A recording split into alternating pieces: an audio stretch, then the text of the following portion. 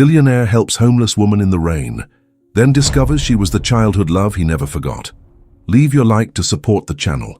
The rain lashed against the sidewalks of New York City, turning the neon reflections into rippling pools of broken color. Michael Hartley, hands buried deep in the pockets of his tailored coat, ignored the driver's offer for a ride and walked aimlessly, every soaked step echoing a discontent he couldn't name.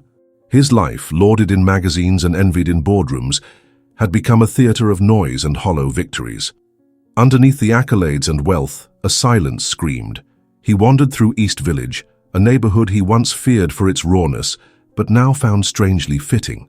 As thunder rolled across the skyline, he passed closed cafes and dim-lit bodegas, the scent of wet concrete and stale cigarettes heavy in the air. The usual thrill of anonymity in the city failed him. Tonight he wasn't running from the paparazzi. He was running from himself. As he turned onto a narrow street lined with graffiti-tagged buildings, someone, made him pause. Huddled under the crumbling overhang of an abandoned storefront, barely visible in the downpour, was a woman. She was curled into herself, a worn army green blanket clutched around her shoulders, a cracked styrofoam cup between her feet. Hair soaked and tangled, face partially obscured. But Michael felt something shift inside him, something dangerously familiar. He inched closer. "Are you okay?" His voice came out more fragile than he expected, nearly drowned by the rain. The woman didn't answer. When she finally tilted her face up, time seemed to slow. Her eyes, clear, deep, and full of ghosts, met his, and Michael felt the past punch him in the gut. She looked away first. "I didn't ask for anything," she muttered.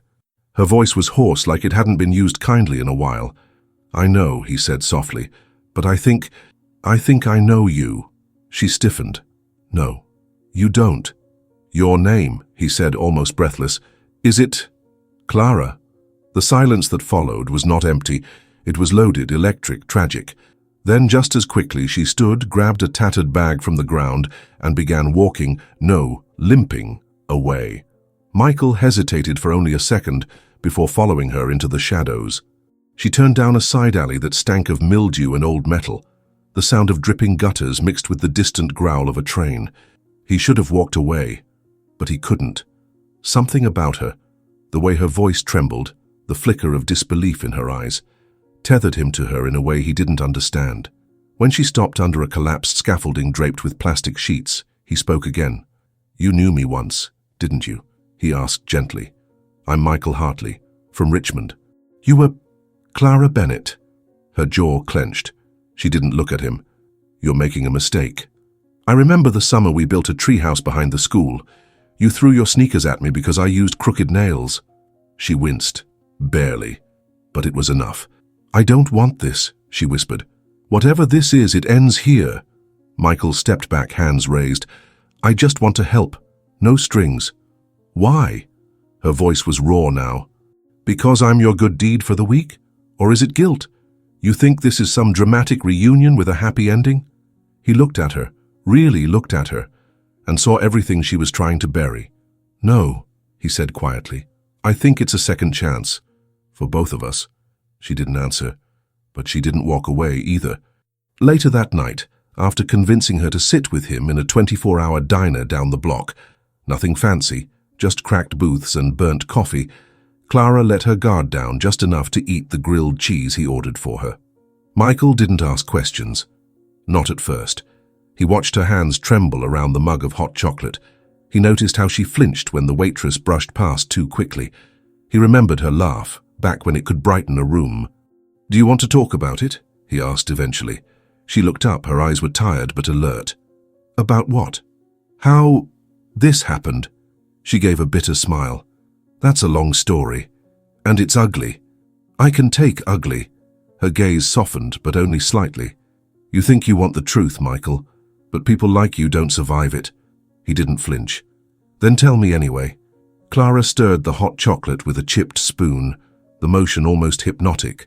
Michael sat across from her, untouched grilled cheese cooling beside him, but he didn't care. He was watching her, not with pity, but with a reverence that made her uncomfortable. "I'm not who you remember," she said at last, her voice low and deliberate. Michael didn't answer right away. Outside, the city drummed on, headlights sweeping across the diner's fogged windows, distant sirens wailing like broken memories. "I never expected you to be," he replied. Clara blinked. The honesty in his voice disarmed her more than kindness would have. She took a slow sip, then set the mug down. "I didn't mean for this to be my life," she murmured, fingers tightening around the ceramic like it was the only thing tethering her to the moment. "But somewhere along the way I stopped choosing. Things just happened." She paused. Michael waited. "I was 19 when my mum got sick. Real sick. We didn't have insurance. I dropped out of school, took 3 jobs, burned out fast." Her laugh was dry. One by one everything slipped, the jobs, the apartment, her life. Michael felt the weight of those words press against his chest. He remembered Clara's mom, a sharp-witted woman who once chased him and Clara off her porch with a broom for bringing home a stray cat. "I ended up sleeping in a car I didn't own, hitching rides, working wherever I could, cleaning motels, waiting tables. I tried to keep my head down." She looked up then, her eyes locked on his. "But it's never that simple, is it?" Michael shook his head slowly. "No, it's not." Clara leaned back against the booth, the vinyl squeaking beneath her. "There was a man," she said. "He offered help, said all the right things. I was tired, desperate. I believed him." Michael felt his stomach twist. "It wasn't help," she continued. "It was control, isolation. He took what little I had left and made sure I couldn't leave." Her voice cracked. "He didn't just steal my things. He stole me." She wiped at her eyes with the sleeve of her coat, lips trembling. "I got out after a year, ran until I collapsed, woke up in a church basement, and after that, the streets, shelters, when I could find them. Most nights, just corners that were too dark for anyone to care what you looked like." Michael didn't speak. His heart ached, but more than that, he felt furious, not at Clara, at the world that let her slip through its cracks. "I don't tell you this so you'll feel sorry for me," she added, stiffening. "I don't want your pity, Michael. That's not why I stayed to talk." "I don't pity you," he said softly. "I'm in awe." That made her laugh, a short, disbelieving sound. "In awe of what? A ghost? In awe of someone who survived what most people never could." The words hung in the air, soft but powerful. She stared at him for a long moment, then, quieter than before. "Sometimes I wonder if I really did survive." Michael leaned forward, his voice barely more than a whisper. "You did. You're here. That's proof enough." They left the diner close to midnight. The rain reduced to a mist. The city had settled into its nocturnal rhythm, trash trucks groaning, distant horns calling through the fog. Michael walked beside her, hands in his coat, giving her space but refusing to leave. "Where do you sleep?" he asked after a while. Clara didn't answer immediately. Her pace slowed. "There's a church near 5th. Sometimes they leave the basement unlocked." "Clara, I know what you're about to offer," she said sharply. "Don't." "I wasn't going to—" "Yes, you were. A room, a hotel, a warm bed with no strings. I've heard it before." Michael stopped. So did she. "I wasn't going to offer that because I expect anything from you," he said. "I was going to offer it because I can't sleep knowing you're outside freezing." Her jaw tightened, defensive, but he saw the flicker of hesitation in her eyes. "I'll book it in your name. Cash, no ID, no address, no check-ins, no questions," he added. "And I won't stay. I just want to know you're safe, just one night." Clara crossed her arms, fingers digging into the worn fabric of her coat. He waited. At last, she nodded. Barely. The hotel room was small but clean, with beige curtains and the sterile scent of bleach. Clara stood near the door, not quite stepping in. Michael placed the room key on the dresser and backed away. "You don't have to thank me," he said, sensing her discomfort, "but I'll be back in the morning just to check in." She glanced at him, lips pressed together. "I don't make promises," she said. "You don't have to," he replied. "Just sleep. That's all I'm asking." He turned and left, heart pounding. The next morning, Michael returned with 2 coffees and a paper bag of warm pastries. Clara answered the door slowly, her face scrubbed clean, damp hair pulled back. She looked different. "You came back?" she said like she didn't believe it. "I said I would." They sat on the windowsill eating in silence. The city buzzed faintly outside. Clara held the coffee with both hands, the heat soaking into her fingers. "Last night," she said suddenly, "was the first time in months I slept through the night." Michael smiled, heart tugging. "Then let's make it 2. Clara looked at him, studying his face. "Why are you doing this, Michael?" He paused. "Because I should have done something years ago," he said. "When you disappeared, I didn't try hard enough to find you. I thought you'd moved on, started a new life. I never imagined it was this." She looked down, silent. "You mattered to me, Clara. You still do." Her eyes shimmered with something between disbelief and longing. "I don't know if I can be that person again," she whispered. "You don't have to be," he said. "You just have to be you, whatever that looks like now." That day, Michael made calls, quiet ones. He found a women's support center run by a friend, a private place that offered counseling, job training, and temporary housing. No press, no exposure. He brought it up gently over dinner, pizza and soda in the hotel room. "They have space," he said. "No pressure, just a safe place. You'd have a bed, food, people who've been through what you've been through." Clara looked at the box of pizza, then at him. "You really don't give up, do you?" "Nope." She smiled just a little. "Okay," she said finally. "One step, I'll go." Clara stood at the edge of the community center's gates, her hands sweating inside her coat pockets. The building wasn't intimidating. Low, brick-lined, with warm yellow light spilling through wide windows, but everything inside her screamed to turn back. Her legs refused to move, frozen by invisible chains of fear. And yet, when Michael gave her that quiet, patient look from beside her, she exhaled and stepped forward. Inside, the air smelled faintly of lavender and fresh-baked bread. A woman with curly silver hair and kind eyes greeted them with a voice so gentle it nearly unraveled Clara on the spot. Her name was Lydia, the center's director, and there was something in the way she spoke, calm, respectful, deliberate, that made Clara feel for the first time in years, seen without being judged. Michael didn't stay long. He knew this next part had to be hers alone. Before leaving, he turned to her with a soft smile and whispered, "I'll be around." And then he was gone, leaving behind a warmth Clara didn't realize she'd been clinging to. The next few days passed like slow drips from a faucet. Lydia introduced her to the others, women of all ages and walks of life, each carrying shadows behind their eyes. No one asked about Clara's past. They shared rooms, chores, meals. There was a quiet understanding among them. Some wounds didn't need to be spoken to be known. Clara spent hours with the center's therapist, a woman named Maya, who didn't ask questions so much as gently peeled away the layers of Clara's silence. Bit by bit, she began to speak. Not everything, not yet, but enough to let the dam crack. And Michael, he kept his promise. Every few days, he stopped by with coffee or books. Never stayed long, never pushed. Just enough to remind her he hadn't disappeared. But something had changed in him. Lydia noticed it. Even Clara felt it. Michael's eyes held a distant sadness, like he was battling something he didn't want to name. And one afternoon, as they sat on a bench outside the center, she asked, "What's going on with you?" He blinked, startled by her directness. "You're always here for me," she continued, her voice steady. "But something's eating at you. You look like someone who's waiting for a storm." Michael hesitated, then gave a quiet laugh. "You always saw through me, even when we were kids." "I still can." He looked away toward the street. The late afternoon sun cast long golden beams across the sidewalk. "There's something I haven't told you," he said finally. "Something that might change things." Clara's breath caught. But before he could speak, his phone buzzed.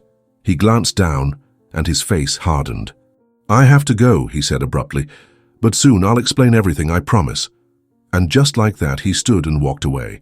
That night, Clara couldn't sleep. His words haunted her. Something that might change things. The next morning, Lydia knocked gently on her door and handed her a small envelope with Michael's name written on the front. He'd left it for her at the front desk. Her hands trembled as she opened it. Inside, a note written in Michael's precise, familiar handwriting. "Trust is built in the dark. I'm about to disappear for a while, but I need you to remember what I said. You're not alone. No matter what you hear, no matter what happens. Ma." Clara stared at the paper for a long time, heart thudding. Something about the message felt ominous, like a riddle. Why would he disappear? And what could she possibly hear? A week passed, then two. No sign of Michael. She called once. The number went straight to voicemail.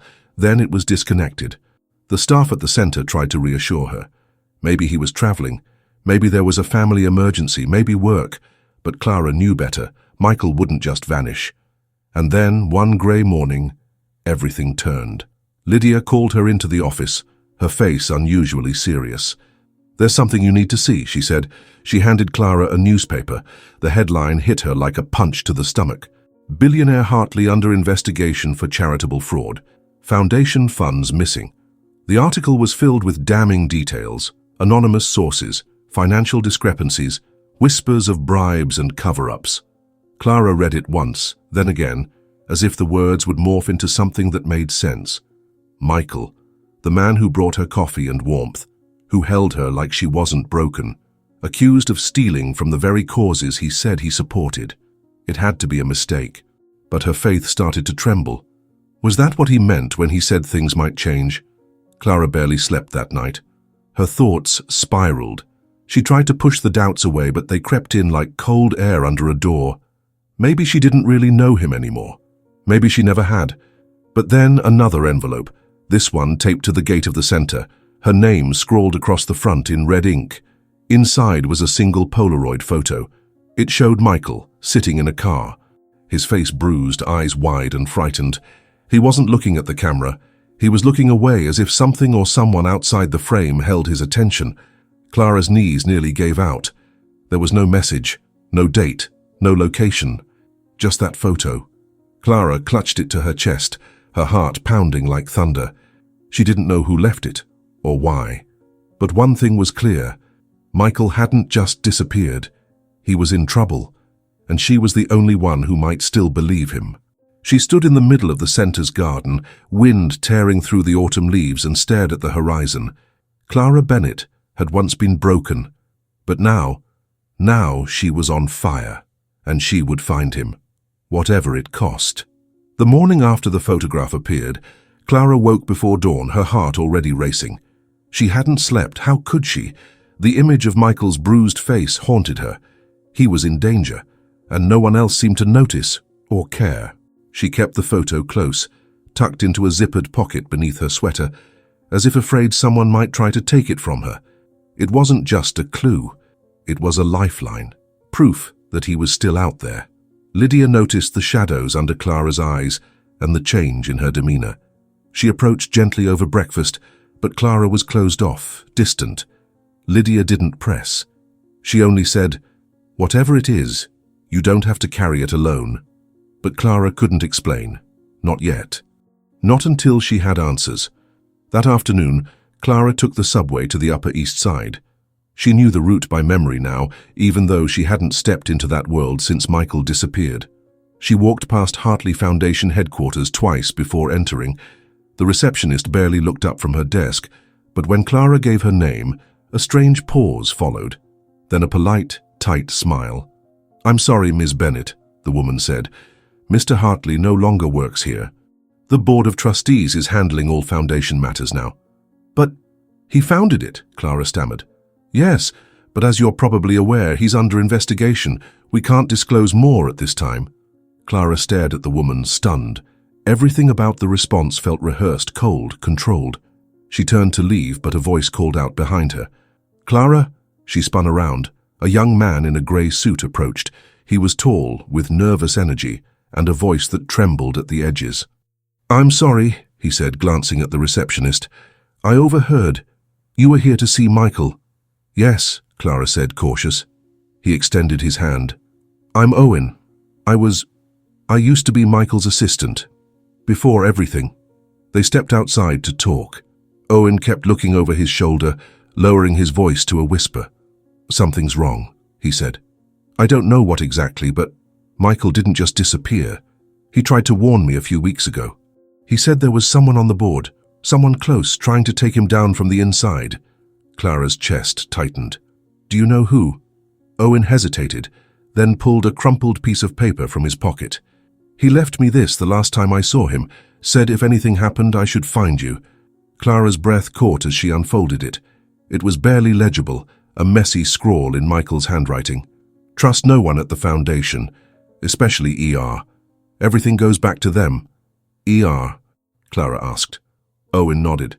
Elijah Randall, vice chair, old family friend, but he always hated Michael's direction with the foundation, especially the charity work. Said it was bleeding money. I think Michael found something he wasn't supposed to. Clara's heart raced. Have you told anyone? Are you kidding? Owen said, eyes wide. I'm lucky they haven't fired me yet. I get calls from blocked numbers at night, emails that vanish after I read them. This place is poisoned. Clara tucked the note into her coat. Thank you, she said, meaning it. Please, if you hear anything else, anything at all, find me. He nodded quickly and disappeared back into the building. Clara didn't waste time. She returned to the center, locked herself in her room and began digging. Public records, news clippings, foundation press releases, anything with Elijah Randall's name on it. The more she found, the clearer it became. The man was everywhere. Major donor circles, political events. Even board seats on companies Michael had divested from years ago. A pattern emerged. Quiet takeovers, forced resignations, strategic transitions. Michael wasn't the first to vanish under Randall's watch, but he might be the only one who left a trail. The next day, Clara visited Michael's old penthouse. She hadn't planned to, just wanted to see it, to feel closer to him. But when she arrived, she found the front entrance locked and a for sale sign posted outside. The concierge, an older man named Dennis, recognized her from a distance and waved her over discreetly. Miss Bennett, he said quietly. Don't tell anyone I said this, but Mr. Hartley left something here before he disappeared. He told me to wait a week. If he hadn't come back by then, to give it to you. Clara's breath caught. You knew I'd come? Dennis nodded and handed her a small black envelope sealed with red wax. It's all I have. And miss, be careful. People who smile in this city don't always mean well. Back at the center, Clara opened the envelope alone. Inside was a key and a single sentence scrawled in Michael's familiar, sharp script. Unit 36, Beachmont Storage. You'll understand everything. Her pulse thundered. The pieces were there, but she couldn't see the picture yet. She didn't sleep that night, lying awake as thunder rolled in the distance and wind rattled the windows. The next morning, she took a cab to the storage facility. Beachmont was nearly abandoned, a maze of metal doors and faded numbers. Her hands shook as she unlocked Unit 36. The door groaned open, revealing a small, windowless room lit only by a flickering overhead bulb. Inside were 4 items: a battered suitcase, a laptop, a red notebook, and a framed photo of Clara and Michael, taken years ago at a charity event she had long forgotten. Her breath caught in her throat. She opened the suitcase first. It was filled with documents, bank transfers, emails, ledgers marked in red, names she didn't recognize, shell companies, offshore accounts, a hidden trail of financial deceit. She turned on the laptop. A video file waited on the desktop. With trembling fingers, she clicked play. Michael's face appeared, worn and tired. The video quality was low, but his voice was clear. If you're watching this, Clara, it means I failed. She gasped, covering her mouth. I found something. Something massive. Elijah Randall and others have been siphoning money from the foundation into illegal ventures. Blackmail, slush funds, bribery. I was going to expose them. That's why they're after me. He swallowed hard, eyes full of fear. They threatened you. That's why I disappeared, to protect you. But if they're watching you now, if they know you're involved, you have to run, or... No, you won't run. You've never been the type. He smiled sadly. You'll fight. I know you will. Just be careful. Don't trust anyone except Owen and Lydia. She knows more than she lets on. Clara froze. Lydia. The screen went black. She sat there in stunned silence, every nerve in her body on fire. The betrayal, the scope of the conspiracy. And now Lydia, her only source of safety, was part of it. Or was she something else entirely? She returned to the center that evening with her mind spinning. Lydia greeted her in the hallway with her usual calm, warm smile. How was your day? She asked. Clara stared at her for a beat too long. Interesting, she said, her voice carefully measured. Lydia nodded once, then said quietly, "When you're ready, I have something to show you, something I think you were meant to see." Then she turned and walked away, and Clara was left standing in the hallway, her heart thudding, with no idea whether she'd just stepped into the arms of an ally or the jaws of a trap. Clara stood in the hallway of the center, frozen. Lydia's words echoed in her mind like a whisper through a long tunnel. "When you're ready, I have something to show you." The calm way she said it. Not defensive, not secretive, just patient. But how could Clara trust that now, after the video, after hearing Michael's voice say Lydia knew more than she let on? She didn't sleep that night. She lay on the thin mattress in her small room, staring at the cracks in the ceiling, the shadows on the wall shifting with every passing car outside. Every breath felt like a choice between fear and courage, and by morning Clara made her decision. She knocked on Lydia's door just as the sun began to rise. The older woman opened it in a robe, surprised but not startled. "You're ready," she said simply. Clara nodded, even though her heart was thudding in her chest. Lydia invited her in, closed the door behind them, and walked to a shelf near her desk. She pulled down an old wooden box and opened it slowly, like she had been waiting for this moment for years. Inside were several worn folders, a USB drive, and an envelope with Clara's name written in soft cursive. "This," Lydia said, "is the truth Michael couldn't carry alone." Clara's fingers trembled as she lifted the envelope. Inside was a letter. Michael's handwriting again, familiar, careful. "Clara, if Lydia gives you this, it means she's decided you're strong enough to know everything. She's one of the only people I've ever trusted. She's protected this place for longer than anyone knows, but she's also paid a price.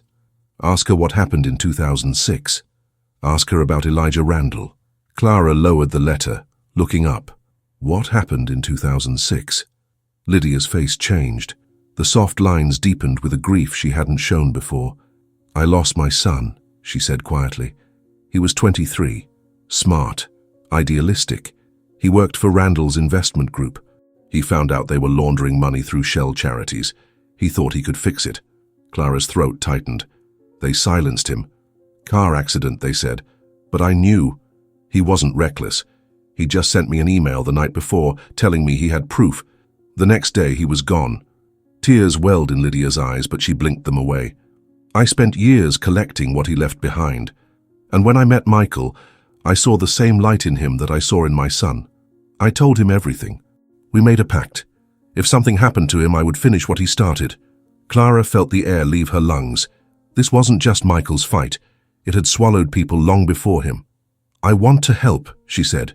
"Tell me what to do." They spent the next hour going through the folders, connecting names, dates, wire transfers. The pieces fell into place like an ugly puzzle. Clara's head spun with information, donor names, offshore accounts, meetings masked as philanthropic summits. Elijah Randall's signature was everywhere, always just out of direct reach but unmistakably present. And then Lydia slid over a final sheet, a visitor log from the Foundation's private estate in Vermont. Clara scanned the names: politicians, executives, foreign investors. And there at the very bottom, scrawled almost lazily in red pen, the most unexpected name of all: Vanessa Reed. Clara's stomach dropped. That name. She hadn't heard it in years, but she could never forget it. Vanessa had been Michael's ex, the one who always hovered around the edges of his world like a shadow you couldn't quite shake. Elegant, ruthless, charming to a fault. Clara remembered the way Vanessa had looked at her once at a fundraiser, like she was a problem waiting to be solved. "She's involved?" Clara asked. Lydia nodded. Michael suspected she was the bridge between Randall and the board. She knew everything about his operations, and she always hated what Michael stood for. Clara stared at the paper. The past and present were colliding too fast. "I have to talk to her," she said. Lydia didn't object. She just looked at Clara and said, "Be careful. She's not the kind of woman who shows her hand." The next day, Clara put on the best clothes she had, nothing fancy but neat, and walked into the marble lobby of the investment firm where Vanessa worked. She didn't call ahead. She didn't want to give her the chance to vanish. To her surprise, Vanessa agreed to see her. Her office was a vision of curated wealth, white leather, glass, the scent of orchids and expensive perfume. Vanessa sat behind her desk, legs crossed, every inch of her immaculate. "Clara Bennett," she said, smiling. "Now this is a surprise. I was wondering when you'd come." Clara didn't sit. "Where is he?" Vanessa tilted her head. "You'll have to be more specific." "Michael, don't play games." "Oh, darling," Vanessa said, rising to pour herself a glass of water. "Michael was always good at getting into trouble. You should have stayed out of it." Clara stepped forward. "If you've done anything to him." Vanessa laughed softly. "Me? I haven't done a thing. I warned him, actually. I told him the world he was playing in didn't have happy endings. But he believed in you. That was his mistake." Clara's eyes narrowed. "Why? Why go after him?" Vanessa sipped the water. "Because he wanted to burn it all down. The board, the investors, the money. He didn't understand the rules. He thought purity could survive in a place built on illusion. And you? I understood the game. I didn't make the rules. I just stopped pretending they didn't exist." Clara's hands curled into fists at her sides. "You're not going to stop me," she said. Vanessa smiled again, but it didn't reach her eyes. "You're not the first woman who thought she could change the ending." Clara turned and walked out. By the time she reached the sidewalk, her phone buzzed, a blocked number. She hesitated, then answered. A voice, faint, hoarse, but unmistakably him. "Clara?" "Michael," she gasped, her heart pounding. "I don't have long," he said. "They moved me, I don't know where. Somewhere upstate, I can't see anything. But I heard Randall talking. He knows you're close. He's planning something. You have to—" Static cut the call. Clara screamed into the phone, "Michael, say something." But the line was dead. She stood in the middle of the street, the world blurring around her, heart shattered and burning. He was alive, but for how much longer? And worse, Randall knew. She had no more time to wait, no more fear to entertain. She would go after him. But even as she planned her next move, she didn't notice the dark sedan parked across the street, or the figure inside watching her through tinted glass, phone pressed to his ear. "She took the bait," the voice said. The man nodded once. "Good. Let her run. We'll be waiting." Clara didn't sleep that night. The moment she heard Michael's voice on the phone, something ignited inside her, a fire fed by rage, longing, and desperation. She had feared he was gone, but now she knew he was alive. And if he was alive, she wasn't going to stop until she brought him back. Lydia stayed up with her, both of them poring over maps, records, and lists of Randall's known properties. They marked everything: old estates, corporate retreats, off-the-grid compounds that didn't show up in the Foundation's official paperwork, but appeared quietly in bank transfers and property taxes. The list narrowed to 3 possibilities: all upstate, all secluded, all surrounded by silence. "We don't have the people for this," Lydia said, concern lining her face. "We can't just walk in there. They're watching you. They're always watching." Clara nodded slowly. "Then we don't walk in." She reached for her phone and hesitated. Then she dialed a number she'd never thought she'd call. Owen. He picked up on the second ring. "I was hoping you'd call," he said, sounding tired but wired. "Something's happening. The Foundation board's called an emergency meeting for tomorrow night. Private location. No press, no staff. Just the inner circle." "Where?" Clara asked. He hesitated. "Hartley Manor, the private estate in Silvercrest. Nobody's used it in years, not since Michael's grandfather passed. It's not on the books." She felt it then, the certainty. That's where they were keeping him. Lydia looked at Clara and nodded once, as if reading her thoughts. "We'll find a way." The plan was reckless. It had to be. Clara couldn't wait for lawyers, for courts, for justice to come wrapped in bureaucracy. She'd lived too long in a world where justice came too late, or not at all. She had survived the streets. She had clawed her way back, and now she was going to save the only person who ever truly saw her, even when she was broken. They left before dawn, Clara, Lydia, and Owen, each carrying nothing but resolve and the truth. The drive was long, the roads narrowing with every mile until they reached tree-lined paths, winding and remote. Fog blanketed the forest like a secret.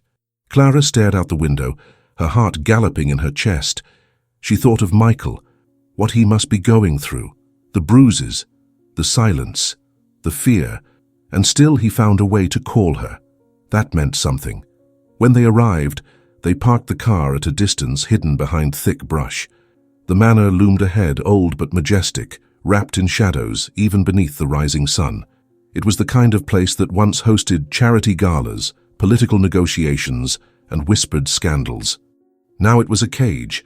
Through binoculars, Owen pointed out the guards, 2 near the back entrance, 1 near the garage, 1 by the front, all armed but not in uniforms. These weren't security officers. These were hired hands. "This isn't just about money," Clara whispered. "This is about power." They waited until just after sunset, when the Foundation's black sedans began arriving one by one. Lydia recognized faces through the glass: board members, attorneys, a former senator. And then, last to arrive, a sleek silver car. Vanessa Reed. She stepped out, elegant as always, dressed in black, her heels clicking against the stone driveway like a countdown. "Are you ready?" Lydia asked, looking at Clara. Clara nodded, jaw set. They approached from the east wing, slipping through a rusted gate half swallowed by ivy. Owen led them through a narrow passage he remembered from childhood visits. The servants' entrance. The hallways were dim and cold, the wallpaper peeling like forgotten promises. They moved in silence, guided only by instinct and scattered memory. Clara could hear muffled voices behind closed doors, laughter, toasts, clinking glasses. A celebration. Of what? Betrayal. Victory. They reached the lower level. A locked door blocked their path. Clara stepped forward, her hands trembling. She pressed her ear to the wood. Nothing, but something in her knew. "He's in there," she whispered. Owen picked the lock in under a minute. They entered a small storage room dimly lit, filled with boxes and dust. At first it seemed empty, but then Clara saw the shape slumped against the far wall. Michael. He was unconscious. His shirt was torn, one cheek swollen, a gash above his eye, but he was breathing. Clara dropped to her knees beside him, her voice breaking. "Michael, Michael, please wake up." His eyes fluttered open. "Clara," he whispered, like he wasn't sure if he was dreaming. "I'm here," she said, holding his face. "I found you. We found you." He tried to sit up but groaned in pain. "You can't stay here," Lydia said urgently. "We have to move, now." Owen helped support him as they made their way back through the hallway. But as they turned the corner, a voice rang out behind them. Well, well. It was Vanessa. She stood at the end of the corridor, flanked by 2 guards, her expression amused. "I knew you'd come," she said to Clara. "You always were the sentimental type." "Let us go," Clara said, stepping in front of Michael. Vanessa walked forward slowly, arms crossed. "You think you've done something noble here? You haven't stopped anything. You've just made yourself a target." "I don't care," Clara said, her voice shaking but steady. "If I fall fighting." Vanessa raised an eyebrow. "Then let's make it a show." She snapped her fingers. The guard stepped forward, but before they could take another step, a voice boomed down the hallway. "Don't move!" "Police." Dozens of them. Lydia stepped forward, badge in hand. "My name is Lydia Morales. I'm a federal informant. And you're all under investigation for financial conspiracy, embezzlement, and kidnapping." Chaos erupted. The guards were tackled. Vanessa's face twisted in fury as she was handcuffed. "You have no idea who I am," she screamed. "You'll regret this." But no one was listening anymore. Michael was taken by paramedics. Clara rode with him, her hand never leaving his. When he woke again, properly, in a clean hospital bed with the morning sun streaming through the window, Clara was there, her eyes swollen from tears but full of light. "You saved me," he said. "No," she whispered, pressing her forehead to his. "You saved me first." The investigation that followed rocked the city. Headlines exploded. Randall was arrested 2 days later trying to flee the country. Vanessa's name became synonymous with scandal. And Michael, once doubted, now hailed as a whistleblower, cleared his name with every page of evidence Clara had uncovered. Weeks passed. The foundation was rebuilt, this time with Clara on the board. She launched a new program to help women transition from the streets into housing and careers. She called it the Bennett Initiative. One morning, as she arrived early to the center, Lydia greeted her with an envelope. "It's for you," she said, smiling. "No return address." Inside, a note. "Meet me where it all began." Clara knew exactly where to go. She took the first train to Richmond. to the old treehouse behind the school, the one where two children once made a pact to never forget each other. It was weathered but still standing, hidden in the thicket of trees like a secret the world had left untouched. And there, leaning against the tree, was Michael, smiling, alive, whole, waiting. She ran to him. He caught her in his arms, and for a long moment they said nothing, because nothing needed to be said, until he whispered, "Clara, there's something I need to ask you." But before he could finish, a car door slammed behind them. They turned, and Clara's smile faded. It was Owen, but he wasn't alone, and the woman beside him. Clara's blood ran cold. It was her mother, alive. Clara stood in stunned silence. Her mother didn't move, her hands clasped in front of her as if unsure of what she was allowed to be in that moment. Time didn't stop. It stretched. Michael stayed close but quiet, giving space to the kind of silence that needed to bloom before words could survive inside it. The wind moved through the trees. A bird sang nearby. And for the first time in what felt like 1,000 years, Clara blinked back tears that weren't from pain, but confusion, disbelief, and something she didn't dare name yet. Her mother was older now. The lines on her face were deeper, her eyes quieter. But those same eyes, warm brown, familiar, searched Clara's face the way a lost traveler finds the coastline after years at sea. "I don't expect forgiveness," she said, voice gentle. "I just wanted to see you once more, to know you were okay." Clara's mouth opened, but nothing came out. The words tangled inside her chest like threads from a life long unraveled. "You're alive," she finally whispered. "I thought you were gone.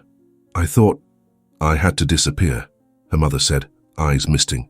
"Back then, and I was afraid. I didn't know how to protect you. I didn't know how to protect myself. And by the time I wanted to come back, too much time had passed. I didn't think you'd want to see me." "I didn't want to see anyone," Clara murmured, her voice trembling. "I was lost." Her mother stepped closer. "But you found your way back." "No," Clara said, looking over her shoulder. Michael met her eyes with the softest smile. "I was found." They didn't say much more that day.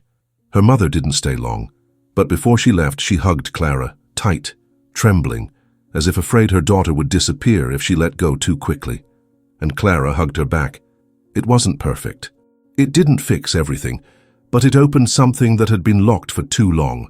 Later, Clara and Michael sat beneath the old treehouse, their backs pressed to the wood, sharing the kind of silence only two people who had survived something together could understand. "You okay?" he asked after a while. "I think I will be," Clara said. "It's strange. I spent so much of my life being afraid of what came next. And now that it's here, I just want it to be quiet. I want peace. Not justice, not revenge, not a crusade, just peace." He turned toward her, brushing a loose strand of hair behind her ear. "Then we'll build that. Together." Clara's heart swelled, not just with love, but with a kind of gratitude so deep it felt like light. She leaned into him, resting her head on his shoulder. The warmth of his body, the steady beat of his heart. These were her safe harbors now. "I'm scared," she admitted quietly. "Of what?" "That I don't know how to be happy. That I'll mess this up. That I'll always carry the past like a shadow." Michael kissed the top of her head.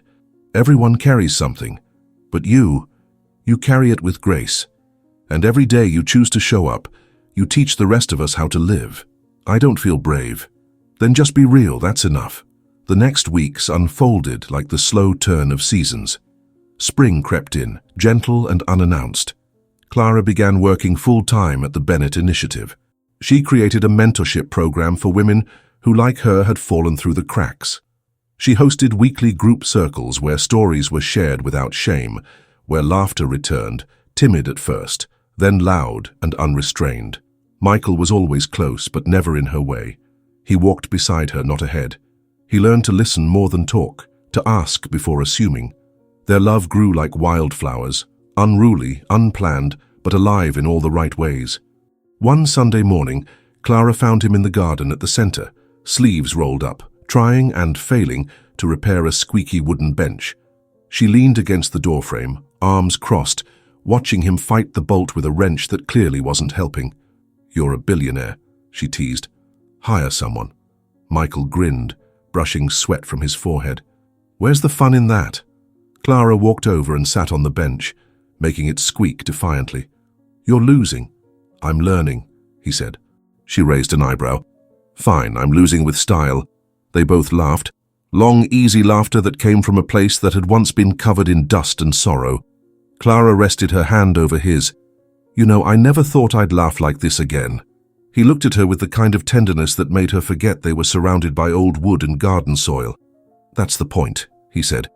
"You were never supposed to stop." Their days settled into a rhythm that didn't need grandeur to be meaningful. Coffee in the mornings, shared glances across boardroom tables, walks at dusk beneath lilac skies. They learned how to fight fair, how to say, "I need space," without fear, how to lean into the quiet rather than run from it. Clara began writing again, something she hadn't done since she was 17. Poems, mostly, fragments of thoughts, pieces of her soul rearranged in metaphors. Michael read everyone, even the ones she crumpled and tossed away. And then one evening, just before the center's spring fundraiser, she found a letter slipped into her journal. "Clara, you've rebuilt everything I thought I had lost. My name, my voice, my hope. And now I want to build something with you." Turn the page. With trembling hands, she flipped it. A ring, simple, elegant, resting in the crease. She looked up. Michael was standing at the door in the same clothes he wore the first day they met again on that rain-soaked street. But his eyes were steadier now, clearer. "I know we've been through hell," he said, "but I want to live the rest of my life with someone who fought her way back from it. I don't need a big ceremony, just a yes. Just you." Clara covered her mouth, overwhelmed, and then she stood, slowly, walked over to him, and placed the ring on her own finger. "You already had my yes," she whispered, "from the moment you found me." He pulled her into his arms and they stayed there, not needing the world to witness anything more. That night, they danced alone beneath the stars. There was no music, just the sound of two hearts that had once been broken, now beating in the same rhythm. And yet, just when everything felt settled, the next morning, a letter arrived, not addressed to Clara, not addressed to Michael, but from someone neither of them had spoken to in years. Renata. The envelope lay between them on the small kitchen table. Morning sunlight filtered through the curtains, casting a soft golden haze over the room. Clara turned it over in her hands, again and again. The handwriting was unmistakable, elegant, sharp, unmistakably Renata's. Michael sipped his coffee, calm on the surface, but his eyes followed Clara's every movement. "You don't have to open it," he said gently. "I want to," Clara replied, her voice quiet but certain. "She's your sister and she was part of all of it, whether she meant to be or not." Michael nodded once. "Then I'm with you." Clara took a breath and opened it. Inside was a single page. No theatrics, no dramatic preamble, just words that felt real, maybe even a little broken. "Clara, I don't know if I deserve forgiveness, but I need to say this anyway. I judged you. I looked at you and only saw what I was afraid of, what I didn't understand. But I watched everything unfold. I saw how you fought for him when even I doubted. I saw how you helped rebuild not just the foundation, but him. You made him smile again. You reminded me that we're all more than our worst chapters. If you're willing, I'd like to meet you as myself this time. Not as a Hartley, just as a woman trying to unlearn everything she got wrong. R. Clara read the letter twice, then set it down with a strange softness in her expression. "She's trying," she said, glancing at Michael. "She is," he replied. It took her a long time to see what was right in front of her. "I think maybe now she's ready." Clara reached for his hand, lacing their fingers. "Then I think we should meet her." Michael smiled, and it felt like peace. The weeks that followed were full of the kind of moments Clara had once believed were reserved for other people. Mornings that started with shared coffee and ended with laughter over burnt toast. Evenings with music playing low while they danced barefoot on the living room floor, heads leaned in, no need for words. Renata visited one Saturday afternoon. She brought a small bouquet of wildflowers and stood on the porch awkwardly until Clara opened the door. Their first hug was brief but honest. They sat for hours, talking about their mistakes, their fears, their hopes. There were tears, yes, but more importantly, there was truth. And when Renata left that day, Clara felt something settle inside her, like a puzzle piece finally finding its place. As spring gave way to summer, the Bennett initiative expanded. A second center opened on the west side, and Michael began hosting business workshops for women seeking to build their own ventures. What had once been a shelter was now a space for growth, vision, and future. One warm evening, Clara stood on the rooftop garden of the original center, looking out over the city that had once nearly broken her. Lights shimmered in the distance. Life moved forward. Michael came up behind her, wrapping his arms around her waist, resting his chin on her shoulder. "You okay?" he asked. She smiled, leaning back into him. "I'm happy." He kissed her temple. "You know, you never did tell me your favorite place in the world." Clara turned, meeting his eyes. "Right here," she said. "Anywhere you are." The summer wedding was small, intimate, held in the courtyard of the center. There were no formalities, no paparazzi, no curated guest lists, just the people who mattered. Lydia walked Clara down the aisle. Owen cried before the vows even started. Renata gave a toast that began with a shaky apology and ended in laughter. And when Michael said "I do," he did so with tears in his eyes and a voice full of promise. Clara, in a simple ivory dress, looked radiant, not because of the fabric or the flowers, but because of the life she had chosen to step into. A life she had built, one moment at a time from ashes and silence. As they danced their first dance under string lights and starlight, Michael whispered, "We made it." Clara rested her head on his chest, smiling. "We didn't just make it," she said. "We became it." Later, after the last guest had left and the night had quieted, they sat on the edge of the fountain hand in hand. "I used to think love had to be perfect," Clara said. "Big, loud, fairy tale." Michael looked at her, eyes full of wonder. "And now? Now I know it's this," she whispered. "Choosing each other, over and over. Even on the days when the past feels heavier than usual. Even when we're tired. Especially then." He nodded. "Every day. You. Always." And under that gentle sky they kissed. A kiss not born of urgency or pain, but of peace. A kiss that said, "We are home. Forever." The end. What did you think of the story? Leave us your rating from 0 to 10 in the comments. Subscribe to the channel and turn on notifications to receive our stories firsthand, and also see this exciting story on the screen.